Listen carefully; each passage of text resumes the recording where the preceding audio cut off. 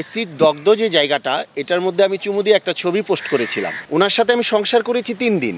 দেনমোহর, এটাই তো তার মূল টার্গেট। দেনমোহরের পুরো টাকাটাই আমি ওনাকে দিয়ে দিব। আপনি গ্রেপ্তার হয়েছেন, সেখান থেকে আপনি ওভারকাম করে এসেছেন, টোটালি আপনার সাথে কি ঘটেছে একটু যদি। আচ্ছা শুনেন, আমি এখানে একটা কথা আপনাদের ক্লিয়ার করি। আপনারা সাংবাদিকদের কিন্তু আমি ভীষণভাবে ভালোবাসি, আপনারা জানেন। আমি কিন্তু গ্রেপ্তার হইনি।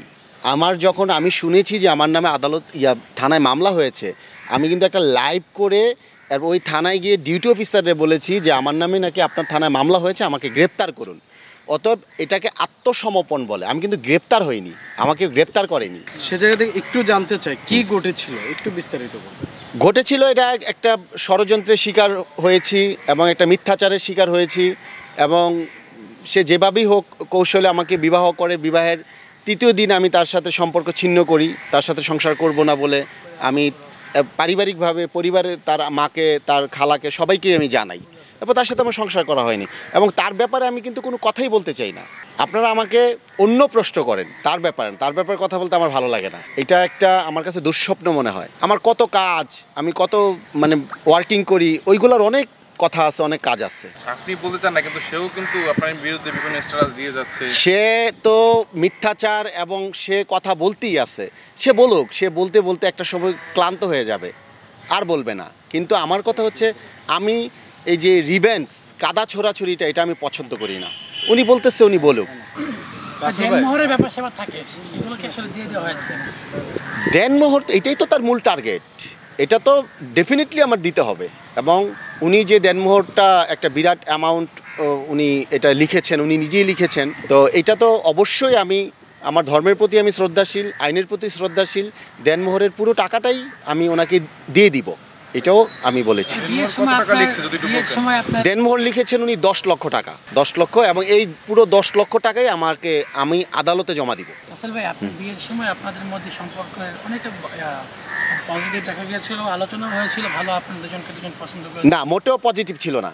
এটা হচ্ছে কি, ওনার সাথে আমি সংসার করেছি 3 দিন। বিয়ের 3য় দিন ওনার এলিগেশন এবং ওনার এই যে বিভিন্ন বিয়ে, উনি চট্টগ্রামে একটা ছেলেকে বিয়ে করেছেন। চট্টগ্রামে গিয়ে ওনার কথিত ভাই যে তুষার, ওনার উকিল ছিল। একটা ছেলে আমজাদুল ইসলাম জাকি নামে, এটা রুমি রহমানের পরে একটা ছেলেকে বিয়ে করে। এটা আমি বিয়ের 3য় দিন জানি। জানার পর আমি সেদিনই আমি বলে দিই যে না, আপনার এত কিছু আমি মেনে নিতে পারবো না। তার পারিবারিকভাবে আমি জানি কোনো মধুর সম্পর্ক ছিল না। হ্যাঁ, বিয়ের দিন, বিয়ের পরের দিন, বিয়ের 2য় দিন উনি আমাকে পেয়ে অনেকগুলো ভিডিও করেছিল।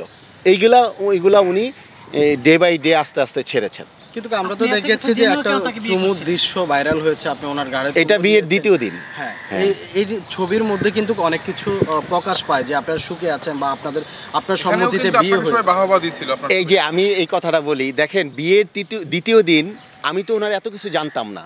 তখন ওনার যে এসিড দগ্ধ যে জায়গাটা, এটার মধ্যে আমি চুমু দিয়ে একটা ছবি পোস্ট করেছিলাম।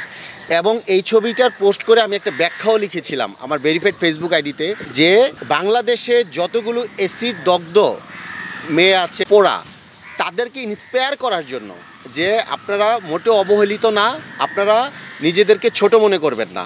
এই যে এসিড দগ্ধ এরকম মেয়েদের হাত রাসেল মিয়ার মতো মানুষেরা ধরে। একটু সংক্ষেপে বলবেন আপনার নামে যে অভিযোগ। আমি আপনার সাক্ষাৎকার নেওয়ার আর সুযোগ হয় নাই।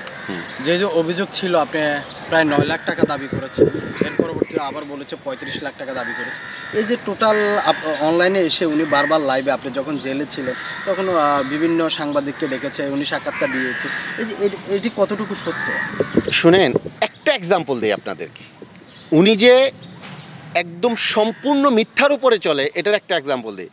উনি বাংলাদেশ চলচ্চিত্র শিল্পী সমিতিতে আমার নামে একটা অভিযোগ করছে, আমি নাকি ফর্ম বিক্রি করে সদস্য বানাই।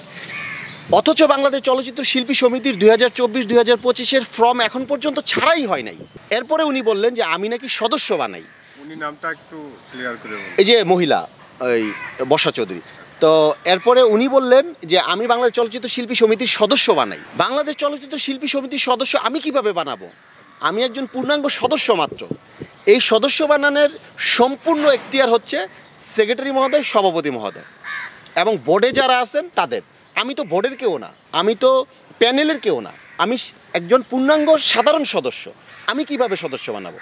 এই যে একটা লম্বা ড্রাফট উনি আমার নামে শিল্পী সমিতিতে জমা দিয়েছেন, আমি আজকে শিল্পী সমিতিতে এসে যখন বলছি, এখানে আমাদের যে জাকির ভাই আছেন, জামান ভাই আছেন, ওনারা আমাকে দেখে ওনারা দুজনই কান্না করে দিছে, মন খারাপ করে ফেলছে যে রাসেল ভাই আপনি এত ষড়যন্ত্রের শিকার হইলেন। আমরা তো এই শিল্পী সমিতির অভিযোগটা দেখার পরই আমরা বুঝতে পারছি যে এই মহিলা উনি আপনাকে নিয়ে কতটুকু মিথ্যাচার করছে, এটা আয়নার মতো পরিষ্কার।